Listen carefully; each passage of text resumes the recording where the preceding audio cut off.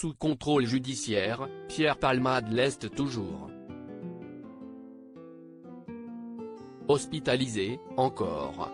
Victime d'un accident vasculaire cérébral, AVC, le 25 février dernier, l'humoriste de 54 ans a été transporté en urgence à l'hôpital Marie-Lannelongue, au Plessis-Robinson, où il se trouve d'ailleurs toujours.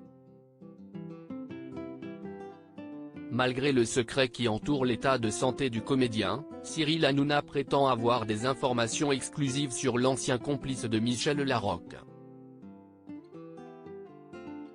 On m'a dit que c'était plutôt sérieux, que ce n'était pas un petit AVC, a affirmé l'animateur dans TPMP ce mardi 21 mars. Des propos confirmés ensuite par Gilles Verdet. Le chroniqueur de TPMP s'appuie notamment sur la décision de la Cour d'appel de Paris qui avait estimé, mardi 14 mars, que l'état de santé de Pierre Palmade n'était pas incompatible avec un maintien en détention.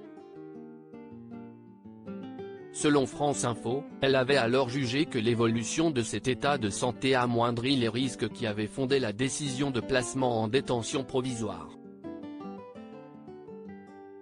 Pierre Palmade avait également reçu l'interdiction de quitter l'établissement hospitalier où il est encore pris en charge.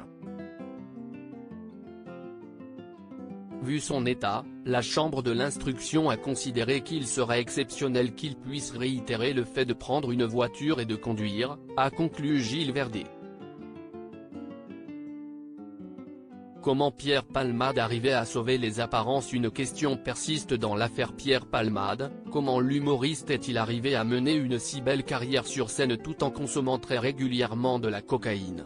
Le 16 mars dernier, nos confrères de Ciné Télé Revue publiaient une interview de deux individus ayant fréquenté le comédien. Le lendemain, de ses excès, je ne vais pas dire qu'il était frais, mais il pouvait travailler. Ce qui l'a toujours sauvé, si est qu'il n'a jamais raté un rendez-vous sur scène, même si parfois c'était limite, racontait l'un d'eux, avançant que le comédien sauvait les apparences. Si est ce qui lui a permis de passer aussi longtemps entre les mailles du filet. Le piège se sera finalement refermé sur Pierre Palmade dans le fracas d'un terrible accident de voiture.